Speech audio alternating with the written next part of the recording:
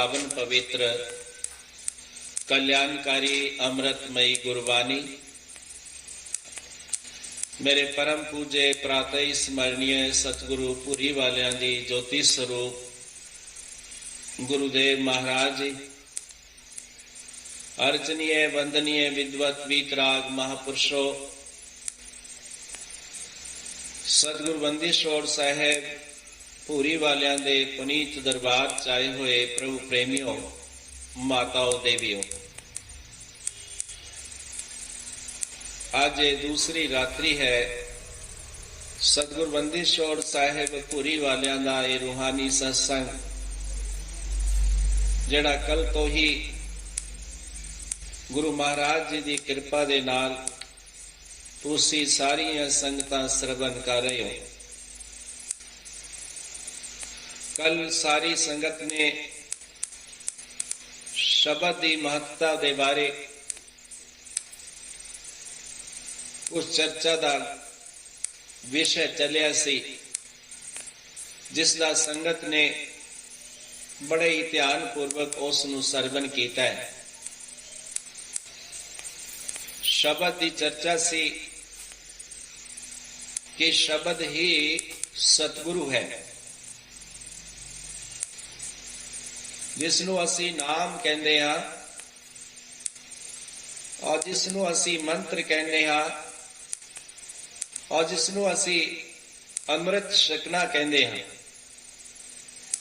पर्यायवाची है उस परम पिता परमेश्वर के नाम दे, और वो शब्द जदों तक साडे चित्त नाल नहीं जुड़ता अथवा असी चित्त नू अपने मन नू शब्द नाल नहीं जोड़ते, इस जीव नू अपनी आत्मा दा उस परमात्मा दा बोध नहीं हो सकता। बाबा गरीबदास जी बाणी च लिखते ने, आत्म और परमात्मा एक के नूर जहूर, विच कर चाई कर्म की ताती कहिए दूर। आत्म जो है वही परमात्मा है, आत्मा नू ही परमात्मा कहा गया है, और उस आत्मा का बोध परमात्मा का स्वरूप जो शब्द है उस दे नाल ही जानिया जा सकता है।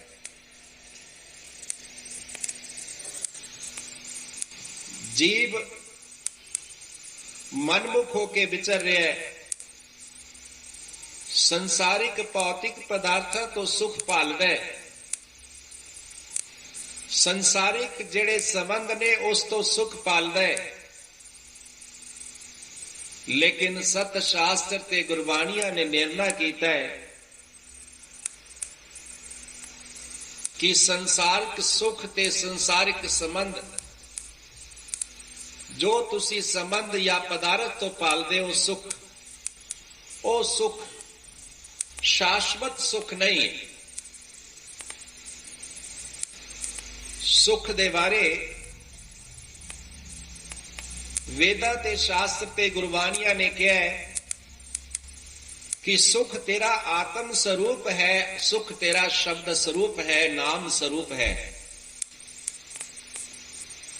और उस नाम नू जदों तू मन दे नाल जोड़ेगा तां निश्चित ही तैनू उस सुख की अनुभूति होएगी, क्योंकि जीव दा कर्म है, जीव अपनी कमियां दे कारण जीव पने नू प्राप्त हो गया है।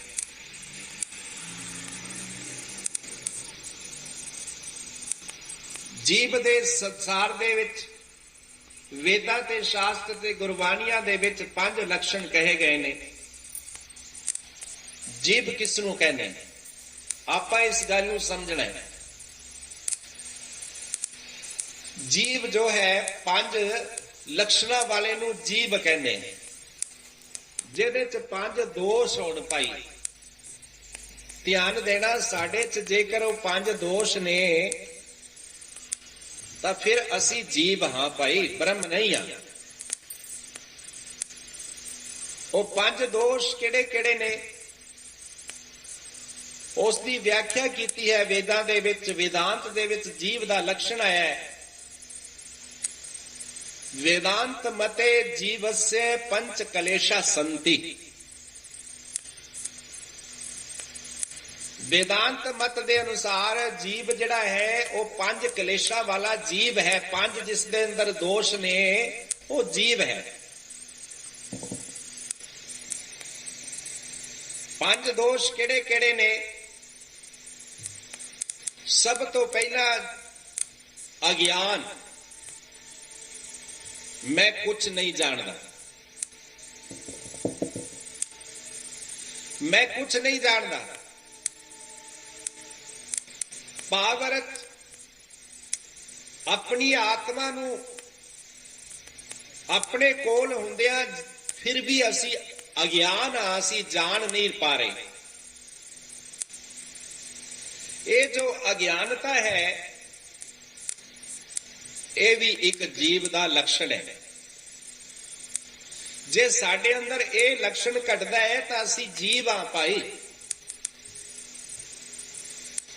और फिर दूसरा लक्षण है जीव का वेदांत मत के अनुसार राग और द्वेष। किसी वस्तु के नाल असी प्रेम करते हैं, प्यार करते हैं,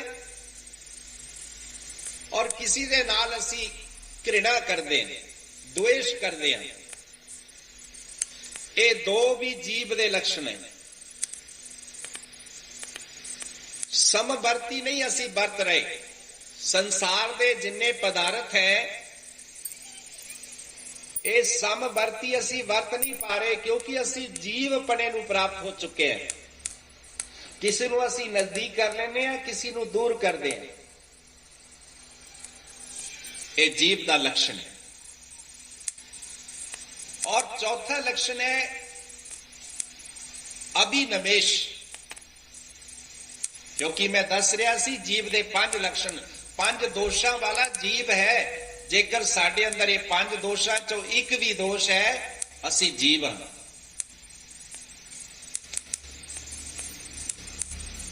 राग और द्वेष, और चौथा है अभिनिवेश।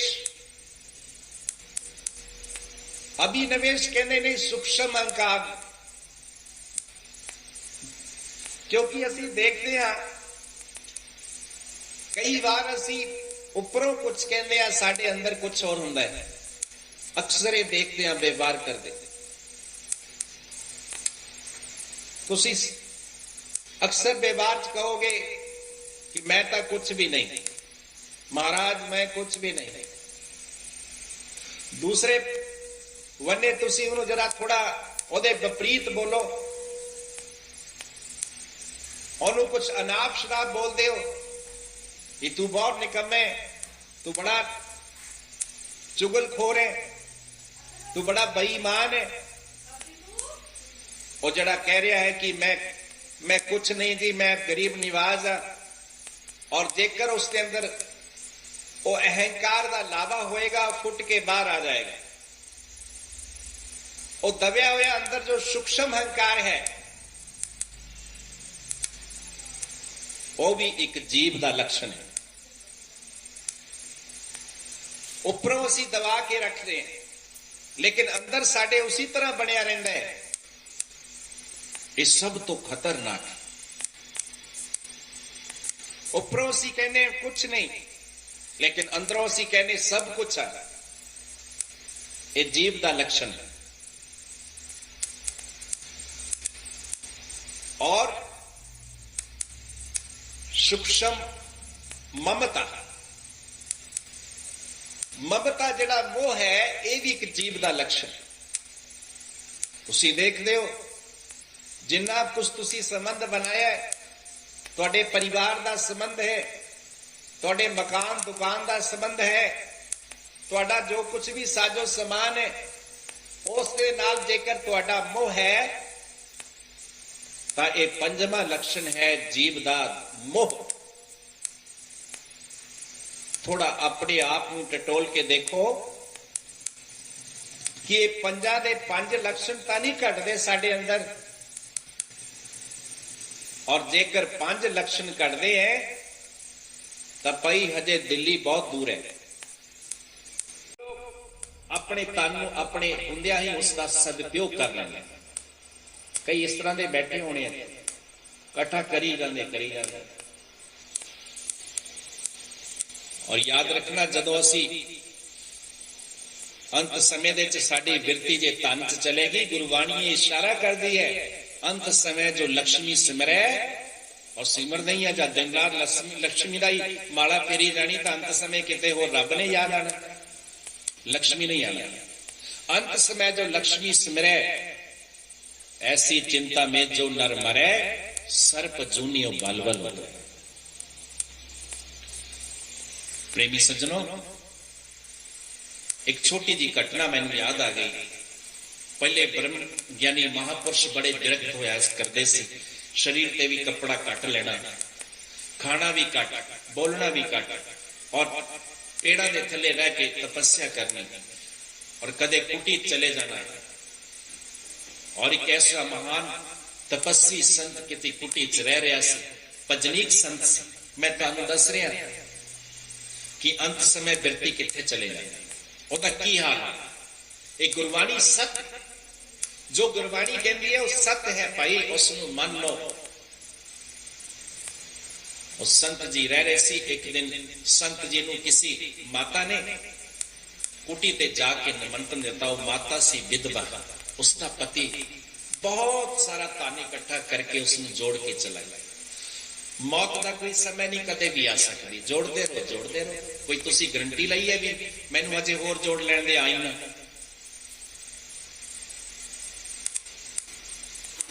दरवाजे ते लिख के लगाया हुआ है कि अज ना ही मैनू अज काम है, थोड़ा होर जोड़ लेना। क्षणार्धम ना जानाति विधाता किम करश्यस। एक क्षण के अंदर ना जाने तुसी हो अथवा ना हो। 12 उंगल श्वास साडे मुख ते बाहर आंदा है, और 12 तो बाद जे वापस आ जाता है ते आदमी है, और जे चला गया निकल गया खिस गया बाहर ते मिट्टी दी ढेरी। दम आंदा है तो आदमी, और जे दम नहीं आंदा, श्वास नहीं आंदा, तो मिट्टी की तेरी का की है। उसका पति बहुत सारा धन इकट्ठा करके गया सी। वो विधवा माता ने सोचा, सत्संग सुनिया सी कि सदउपयोग करिए, अपना तन अपना अगला जन्म बनाइए। उसने संत जी को निमंत्रण दे दिया, और निमंत्रण देने तो बाद संत ने कहा चलो भोजन करना है। माता जी मैं आवांगा। और दोपहर के समय भोजन करने गए संत चिप्पी लैके, और उन्होंने भोजन कराया। माता जी ने उन्होंने पूछा कि संत विरक्त ने, कपड़ा भी घट रखा, और ये पैसे नू हथ नहीं लाता, चलो इन्होंने जे दवांगी तो पैसा तो इन्हें लेना नहीं। तो संत जी भोजन कर लग पे। उस मां विधवा ने की कीता कि घर च थोड़ा सोना और चांदी सी, कुछ पैसे चांदी दे रुपये सी, वो बाबा जी की चिप्पी च पा दिते। बाबा जी का मन भोजन च लग्या होया सी। उन्होंने उसी तरह भोजन पाया, हाथ धोए, और देखिया नहीं, चिप्पी चुकी और चुक करके अपनी कुटी चले गए। कुटी जाके अपनी कीली ते चिप्पी टंग दी। बाबा दोपहर का मौसम सी, आराम करन लग पे। शाम का वक्त होया, नींद खुली, उठे। उठ करके उन्होंने क्या घूम आइए, और जब घूमन लगे उन्होंने चिप्पी नू हथ पाया, तो चिप्पी दे विच ओ सर्प महाराज जी बैठे है गुंडली मार। बाबा जी विचारिक से, क्योंकि साधक वो साधक हुंदा है जिहड़ा साधना च विचार करता है, उन्होंने साधक कहा जाता है। अपनी साधना नू रोज देखता है कि अज मेरे मन च की विकृति आई, अज मेरे मन च की चंगे ख्याल आए, और अज मेरे मन च किन्ने माड़े ख्याल आए। वो हिसाब इस गल का लांदा, वो पैसे टुकर का हिसाब नहीं लांदा। और याद रखना, जो साधक संत है वो संसार के लोगों को शरीर करके नहीं देखते। जो संत शरीर करके किसी को देखता है वो संत ही नहीं। साधक और संत केवल जब देखते ने किसी ਨੂੰ मन करके देखते ने कि ਇਹਦੇ मन च की हो रहा है। मन ਨੂੰ देखने वाले ਨੂੰ साधक है, अपने मन ਨੂੰ भी देखते ने और जेकर कोई ਉਹਨਾਂ ਦੇ ਸਾਹਮਣੇ ਆਂਦਾ ਉਹਦੇ मन ਨੂੰ ਵੀ ਦੇਖਦੇ ਨੇ। ब्रह्म ज्ञानी पुरुष मन ਨੂੰ देखा करते हैं। संत किसी दे शरीर ਨੂੰ नहीं देखते, संत देखते जेकर देखते हैं इस खलकत और खालिक के मन ਨੂੰ देखते हैं। इसी करके मन ਨੂੰ देख करके उस तरह की दुआ दे देते। बाबा जी ने विचार किया संत जी ने कि मेरी चिप्पी दे विच एक घटना कदे नहीं कटी, मेरी चिप्पी च सर्प किस तरह आया। विचार करने लग गए, पूछया ओहो, विचार करने नाल पता चलिया ये माता ने, ये माता तो विधवा सी, लगता है जो इसके पति ने बड़ी मशक्कत ने नाल पैसा कमाया सी, उस पति की बिरती धन दे विच रह गई है। क्योंकि बाणी का श्लोक है, अंत समय जो लक्ष्मी सिमरै ऐसी चिंता में जो नर मरे सर्प जूनियो बल बल उतरे। याद रखना सर्प की जो आयु होंगी है, साड़ी तो आयु बड़ी घट है, 80 तक बड़ी मुश्किल नाल पहुंचना हो। आ जी न्यू जनरेशन है इन्हें तो 60 तक जाना है, क्योंकि साडे खान पान रहन सहन साडा एटमोस्फीयर इन्ना बिगड़ चुका है कि जिहदा असर मौत ते और जिहदा असर साडी उम्र ते पै रहा है। तुसीं देखदे हो अज तो 50 साल पहला 100 बारे दे व्यक्ति मिल जाते थे। आ तुहाडे सामने च देखो इन्ने गिने कोई इक्का दुक्का बैठा होएगा, 100 बार उम्र घट रही, कलयुग का प्रभाव पै रहा है। साडा खान पान, साडी सोचन शक्ति, साडे गंदे विचार साडी उम्र नूं घटा रहे हैं, क्योंकि नाम जपन वाले की उम्र वध जाती है। भाई नाम जपन वाले के नेड़े जिन भूत चड़ेल प्रेत नहीं आया करते। की कहते मैं सोचता कि एक पोतू दा मेरे बेटे दे बेटा होगा, बस मैं जरूर चलता, बस इन्ना कर दे। बाबा जी ब्रह्म ज्ञानी सी, कहते जीव पटक रहा, इसनूं सचखंड सत लोक जाना भी अच्छा नहीं लग रहा। इन्ना एक गंदी नाली का कीड़ा बन चुका है कि इन्हू सत लोक भी नजर नहीं आ रहा। कहते बई तेरी मौज, असी तो अपनी मौज कह रहे हैं, संभाल लै साडी मौज नूं। कहते बस महाराज एक पोतरा हो जाए, बस मैं फिर तैयार। बाबा जी फिर चले गए और फिर आए, और फिर जदों आए और आकर के क्या देख भी किमें आ तेरा हाल। कहते महाराज बड़ी कृपा हो गई। कहते की, कहते पोतरू हो गया साडा। कहते चल चलिए हुण तां 7 लोग चल। कहते महाराज ठीक तुसी कह रहे, मैं सोचदा ये थोड़ा ये पोतरू थोड़ा जा बड़ा हो जाए। कहते क्यों? कहते मेरी बहू ते मेरा मुंडा काम नूं चले जांदे, मैनू फिर बाद च इन्हां नूं संभालना पैंदा, थोड़ा जा बस पैरों ते खड़ा हो जाता। लेकिन नहीं पता मौत पीछे लगी हुई है। मौत ने बाज की तरह चपट मारनी है। उस वेले तेरे पोतू और पोतरू तेरे जिन्ने भी बालदा ने, जिन्ने तेरे संबंध है, वो सब तेरे टके उत्थे ही रह जाने। बाबा जी कहते भाई तेरी मौत समझ रहे सी कि एक ग्रसिया हुआ जीव, मैं तो चाहना इनू कढ़ना लेकिन निकलदा नहीं। दास गरीब सतलोक चलो रे। बाबा गरीबदास जी ऐलान कर रहे हैं कि भाई सतलोक जाने वाले तैयार हो जाओ। कहते भाई तेरी मौज कर ले बड़ा ही नहीं। उस तो बाद की होया, जदों फिर आए बाबा जी, क्योंकि रघुकुल रीत सदा चली आई, प्राण जाए पर बचन ना जाए। बाबा जी ने बचन दिता हुआ सी। फिर आए, जदों आए उसके लड़के ने छोटा मुंडा उंगली नाल लैके बेड़े च घूम रहा, उन्होंने घुमा रहा। जदों आए बाबा दे चरण पड़े कि ये मेरे पिता दा गुरु है। महाराज बड़ी ढिली आवाज बोलिया, कहते क्यों भी पिता जी? कहते महाराज पिछली बार आए सी होता चले गए संसार, हरिओम तत्सत चले गए। कहते हैं चले गए? कहते हाँ महाराज, बड़ा ढिली जबान नाल बोल रहे।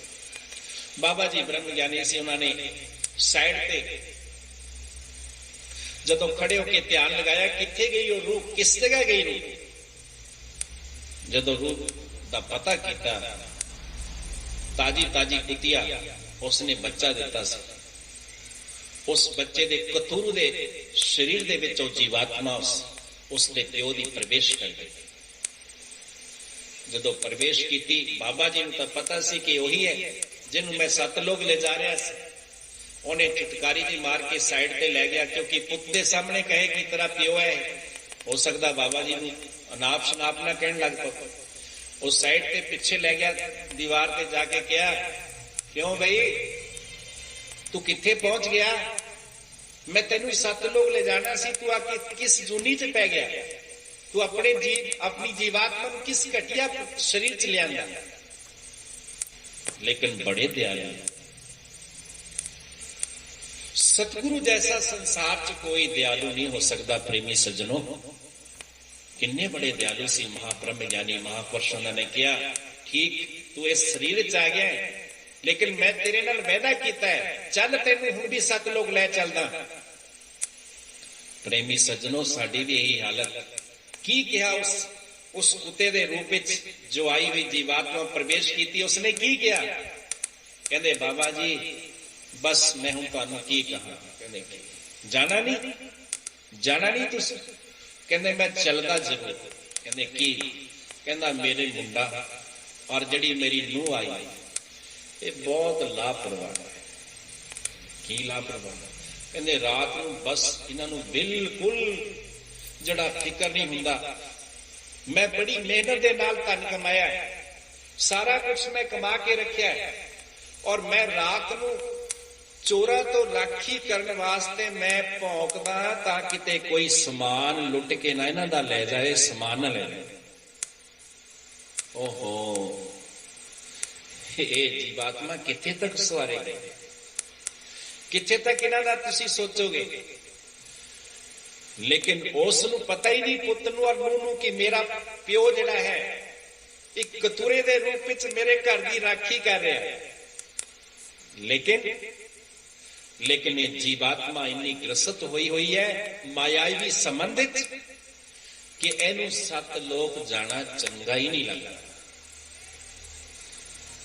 इस दृश्य को देख करके बाबा गरीबदास जी ने आखिरी लाइन च लिखा है कि गरीबदास सतलोक चलो रे समझे नहीं अलामा।